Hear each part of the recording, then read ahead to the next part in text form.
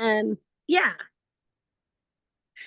So, yeah, I think consistency is one of the things that has really helped me over the years to become a better rep.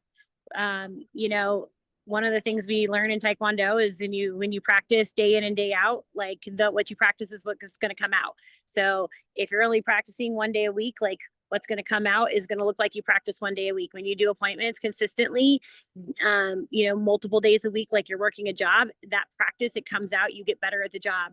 And so that's one of the things that is really helpful when you make yourself actually like be consistent, work the job. Um, I learned really early on in the business that if you work the job like it's a hobby, it's going to pay like a hobby. But if you work the job like it's a job, it's going to pay like a job.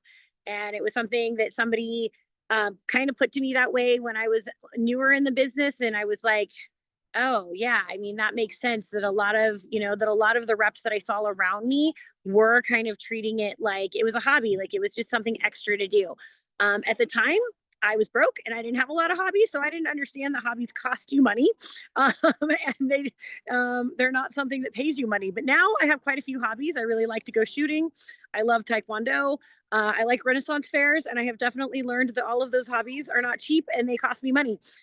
So there are things that motivate me to work harder so that I have money to do the things that I want to do. But it also hit home this thing about how we work the job way more, right? Because there's things in our business that cost us money. Shows cost us money, gas costs us money. There's expenses in our business. And if we work it like a hobby, sometimes we put a lot of money out and then we end up spending more than we make because we're treating it like a hobby. We're not treating it like a job.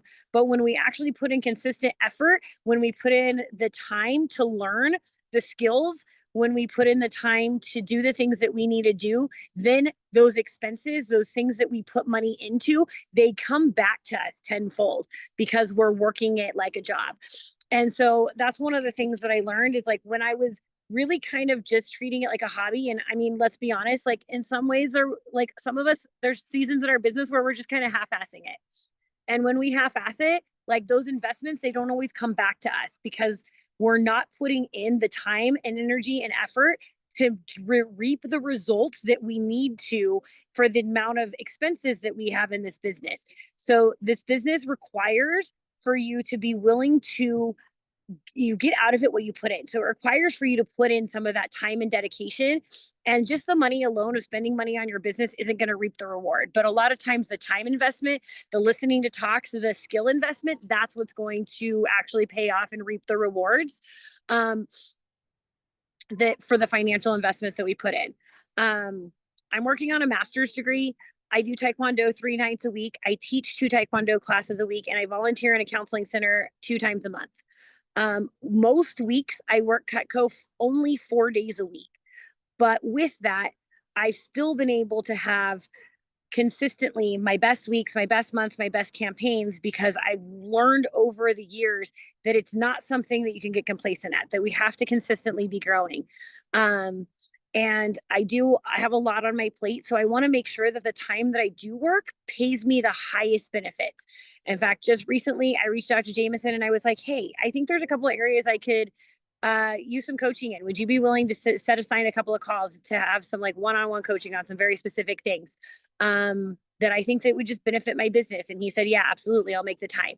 And so like, I just feel like there's things that we need to be aware of, that when we see an opportunity for growth in ourselves and in our business, to be humble and say, hey, I could use some help with this and I want my business to be better. And when we do that, it makes a big difference. It allows us to be able to work less and reap rewards with just the time that we have and still be able to do the things that we're passionate about in life. But in order to be able to do this, though, I show up those 4 days fully engaged in the business. So that means if I don't have appointments for the days that I'm supposed to have appointments, then I make sure that I listen to a talk and I do phone time and I do things for my business that are going to pay me back, even though I don't have the amount of appointments that I want. And so I would encourage you when you look at your schedule, if you have work time and you don't get those appointments scheduled, make it phone time, make it time that you're learning, make it time that's going to pay you benefits back. Don't just be like, oh, I don't have appointments, I guess I get free time. That's just not the right way to approach your business, like a job, like something that you want to pay you. Um, When I first started with Cutco, my mindset was not the best. I didn't have confidence in myself and I didn't have confidence in the job. My mindset was really like, okay, I need a job and I'll do this until I can find a real job. Like that's really what I started with. And so I was pretty skeptical if I could really make a living doing this. So much so that after my first summer branch office closed and my manager worked 3 hours away, I wasn't sure that I could sell without an office. So I got a second job. I went to Pizza Hut of all things, because, that was going to be more profitable for sure. 100%. But like our mindset matters. And I wasn't confident that I could do this. But I had a really great manager who was like, I know you think that's safer, but what you're going to find is a negative atmosphere. And if you would just put in the time and commit to 4 appointments a week, every single week, I bet you'll make more than your other job working 3 times that. And so I committed to him that I would work 4 appointments every single week and be consistent.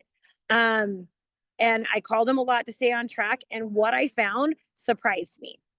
Consistency with just 4 appointments a week resulted in some bigger weeks than I'd had in the summer.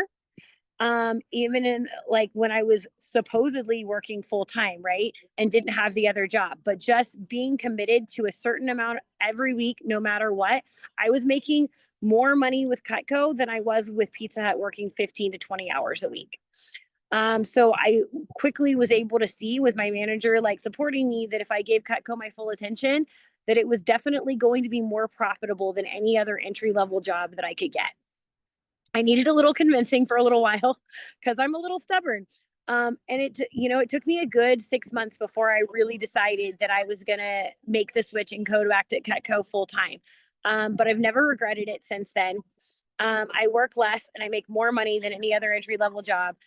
And now 16 years later, there's so many things that I love about this job. And in fact, even though I'm close to finishing my master's degree, there's things about this job that I've thought about how I'm going to incorporate it into when I'm when I'm a therapist. Cause like, I actually love going to people's homes and connecting with their dogs and getting to sit down with them and just talk in a laid back environment. And so I've actually thought, when I'm a therapist, I might actually like take one day a week and go into people's homes and do counseling in home for people who maybe have mobility issues or busy moms that can't get out of the home, where they might have that advantage, because there's certain things about this job that I've actually just fallen in love with and really want those kind of opportunities, even when I'm doing therapy full time, which is what one of my big life goals.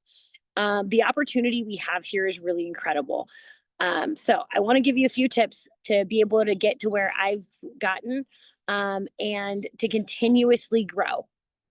I had, for a lot of years, I was never the rep that went out and had big days and huge weeks, but consistency was my strength.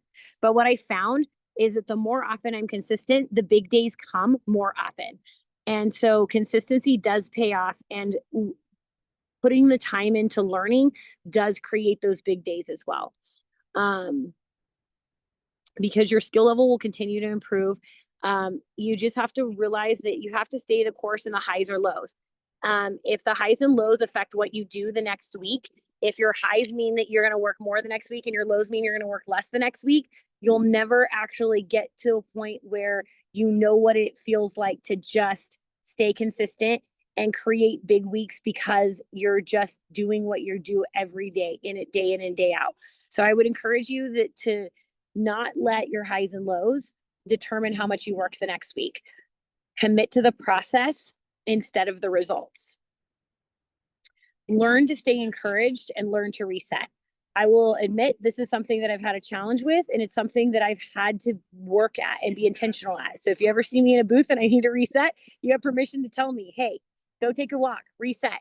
And if I'm your partner and I see you getting in an energy that you might need a reset, I may tell you the same thing. Hey, take a walk, reset. But this is a great skill to have. When we stay in appointments and we don't reset, when we stay in a booth and we don't reset, that energy actually creates an environment where we're going to shoot ourselves in the foot and we can't create the results that we want. So learning to reset is just one of the most valuable skills that we'll have in this business. When you have a rough appointment, call a friend, go do some friend time, call a manager, let them encourage you, get back in the right mindset. One of my favorite managers that I've gotten to work with in the business was Morris Chamachoff years ago. And he used to tell me that if you have a rough day, go change your shirt. Like just go home, change your shirt. It sounds super silly, but it works. It makes you feel like you're starting over again. It changes your energy, and it really helps to like just feel like you're going to that next appointment. So that's one of my tips for you. If you have a really rough appointment, go home or keep an extra shirt in your car. Go change your shirt. It just changes your mind frame. It makes you feel like you have something fresh about your day. Play your favorite song that energizes you. Whatever you need to be encouraged and reset, do that. Music is a great tool, though. We have some great managers in the business. Lean into them, be vulnerable with them when you're struggling. A lot of them are great encouragers. When you go to conferences, build relationships with other reps and other managers who are encouragers, who are people who are going to run with you, who are people who are going to be accountability partners with you. Karen and I are best friends now, but before we were best friends, like we would just call each other and talk about the business and encourage each other. And that friendship developed out of some of those just competing with each other for a couple of things, encouraging each other.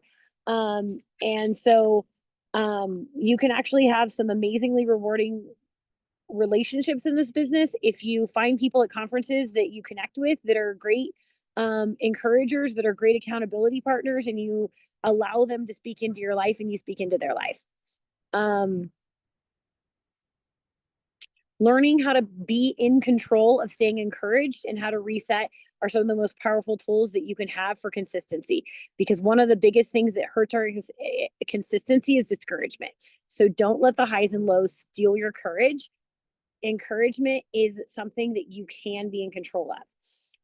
Find what it is for you, learn to reset quickly. We all get discouraged. We all have the same feelings. Like even one of the things Josh said in his talk today was like, man, I have that feeling that when I get a credit card, I'm excited and I did it. And, he doesn't always he has those same feelings of, I had to work so hard to get the credit card. I don't know if I can ask for more. And it just so encouraged me today that I was like, oh, he feels the same thing I do. He's just learned to respond to that feeling differently.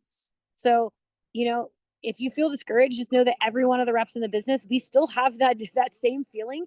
We've just learned to respond to it differently and a lot of times a little bit quicker, so that we don't stay there. Consistency at a very simple level means putting in the same work every week, knowing that the results will come. 20 calls a day is a powerful tool to keep your business healthy. Some people like to do morning calls, others evening calls. Some people I've met do 5 calls after every appointment they do. Find what works for you, and optimally doing some morning and some evening so that you reach different people is helpful. But phone time is still a key component of our business. Don't let that slide.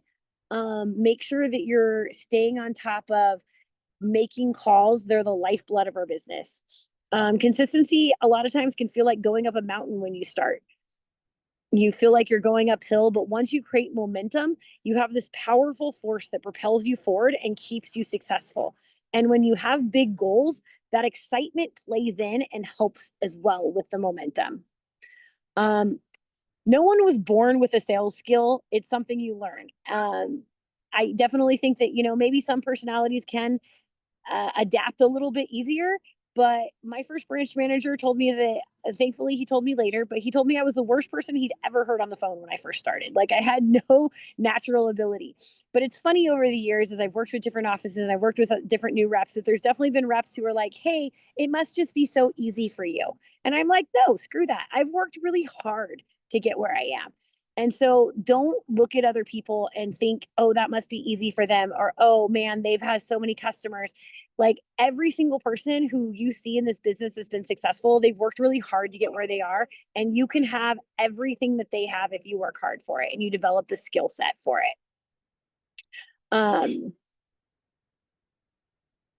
Phone time is a skill. I was the worst person my manager had ever heard on the phone when I started, but I actually decided to come in every day that summer and make calls right next to my manager.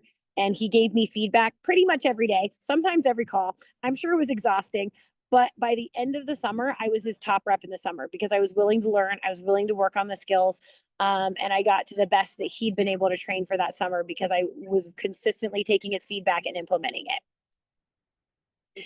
The skill's definitely within your reach.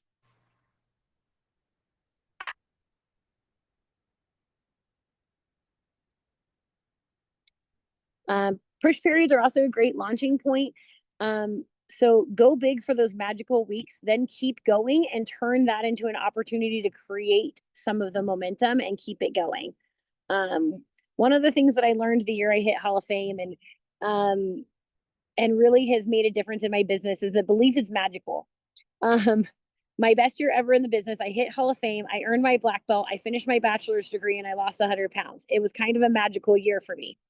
Um, but I learned a lot. I worked harder than I'd ever worked.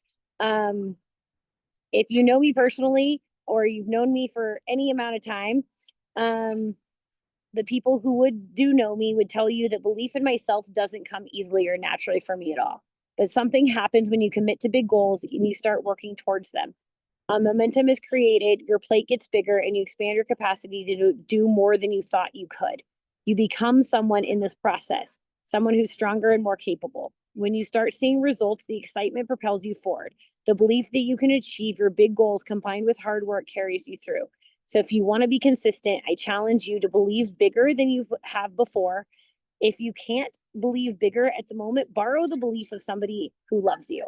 Borrow the belief of mentors, borrow the belief of accountability partners until you can believe it for yourself. I had to lean into others for a long time and their belief in me. But I also learned that once I started to believe in myself, it was something powerful and it created some of the best moments of my life and some of the biggest results that I'm proud of.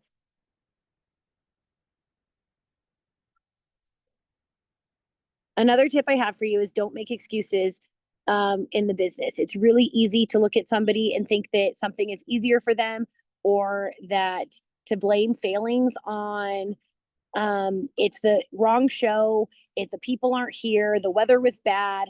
We have all these things that we like to use, and I can be the first to say, man, my brain sometimes wants to go there too. But one of the things that Curtis JQ said at Net Meeting that I actually have as a note in my phone, and it's kind of become my mantra at shows this year. Um, and I've repeated it to myself a few times at shows this year is that, hey, it's not the show, it's not me, it's not the customers. The whales are here. I just have to find them. And so when we're having moments that are tough, it doesn't serve us to beat ourselves up and be like, I'm not good enough. I'm not doing well. I'm having a bad day. It doesn't serve us to say this isn't a good show. The weather's bad. People aren't going to buy. And especially when we start doing that in the middle of our show, we just are crippling ourselves. But if we can stand on not allowing ourselves to make excuses, and we can look at staying encouraged, it makes a huge difference. And so I go to that note, and it's funny, I'm looking for it right now, that I put in my phone that Curtis was like, hey, you need to just not let those things impact you during your show at all. And so what he says to himself is, it's not me, it's not the customers, the whales are here. I'm curious who will come to the booth next. Focus on the process, one person at a time. One person can change your whole show. Focus on finding your one person. And so don't let the excuses of why it could not happen cripple you in the middle of your show. Make sure that you're keeping yourself in that mindset of like, hey, one person can change my show. The whales are here. I've got to find them. Who's next? Who's coming to the booth? Who's going to be my one person?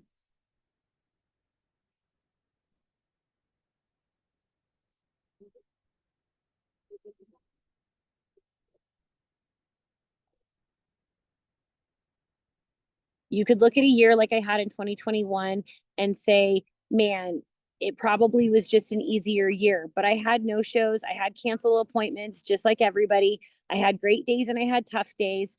Goals are not met without challenge, without overcoming adversity and committing to success. Excuses disempower us and they don't serve us. They keep us from being consistent and hitting goals. So I would challenge you, don't make excuses for why you can't achieve. Instead, use the hurdles to practice jumping even higher and achieving even more.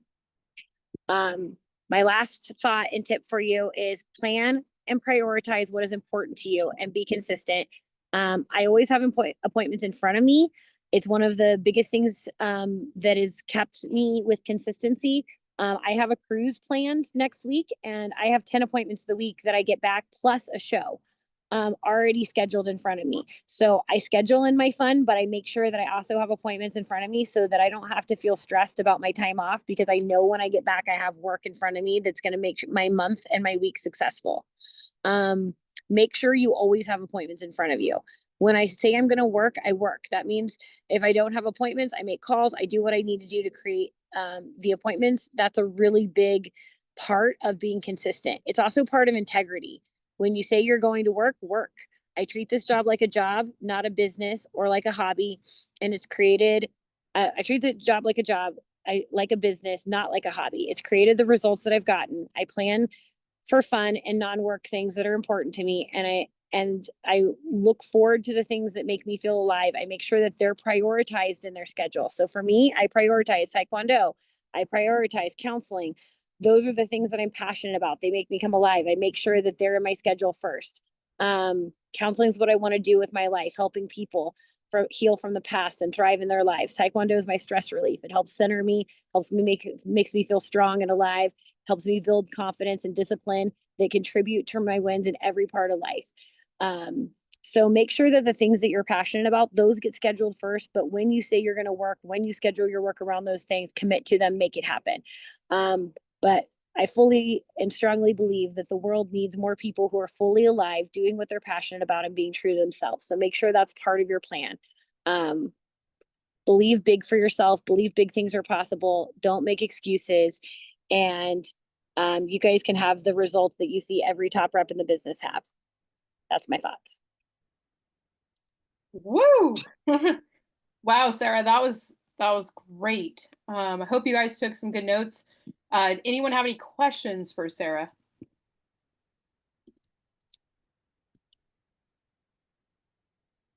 Anything specific? It could even be how to handle emotionally a specific situation at the booth, or how to deal with disappointment. Or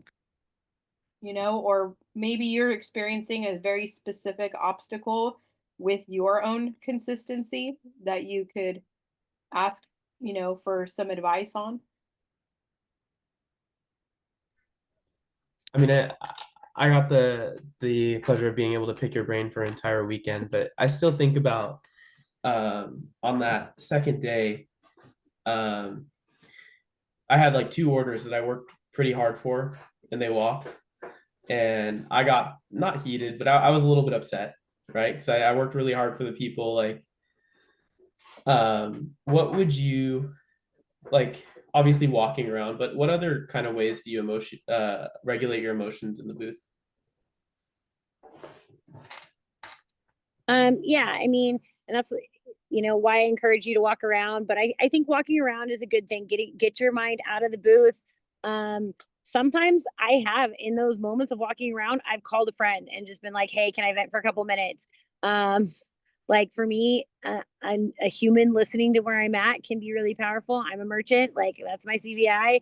I People connection is really good. Sometimes I go and talk to other vendors. You have to be careful with that one though. Don't go and talk to the negative vendors. You have to go talk to somebody who's gonna like actually be a good person to talk to. Like, so if there's a vendor who is selling something fun that I find interesting, I'll go talk to them and ask how their business is doing. Ask what made them excited about doing what they're doing, and I try to engage in a conversation that's going to bring excitement out of them, and try to match their energy. So that's one of the things, is like anything that can get that excitement out of you. For me, I like to be excited with people. So if I can call a friend or if I can go talk to a vendor and I can get excited with them, that really works for me. I think for everybody though, it's probably a little bit different. For some people, I know, like for Chris, it's playing a different song. Like sometimes he's just got to change the rhythm of the music and get some music going. So I think it's a little different for each person. And so you might have to do some trial and error, but definitely getting yourself out of the booth and going and doing that thing so that when you come back in, it's like starting your shift over and you're like, okay, who's next? I'm ready to go. Awesome. Anybody else have a question for Sarah?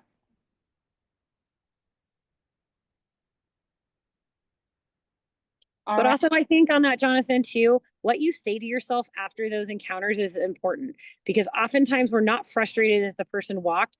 what frustrates us is the thoughts that we let ourselves have right after. And I know for me, that's definitely true. Like the times when shows are getting me to the most, it's not actually the situation. It's what I said to myself after that customer walked. I didn't do it good enough. I'm not good at the job. Whatever it is that comes in your thought process. And I think intentionally choosing different thoughts can be really powerful too, of like, hey, it's not me. That's why it's so powerful what Curtis, said. It's not me. It's not the show. It's not the customers. Deep breath. Like there are whales here. Who's next? Sometimes I have to like internally remind myself, I am good at this job. I've sold like 1.5 million freaking dollars worth of knives. Like I'm good at the job. Not even the best reps, lose a customer every now and then. And yes, there's things we can learn from those interactions, but beating ourselves up over them in the booth is never going to serve us. So be careful what you let yourself say to yourself after those interactions. And if you find that it's negative, replace those thoughts as quickly as you can. Awesome. Well, thank you again, Sarah. Appreciate you being on Yep. and Have a good night, guys. your consistency thoughts and how they can work the job like it's a job.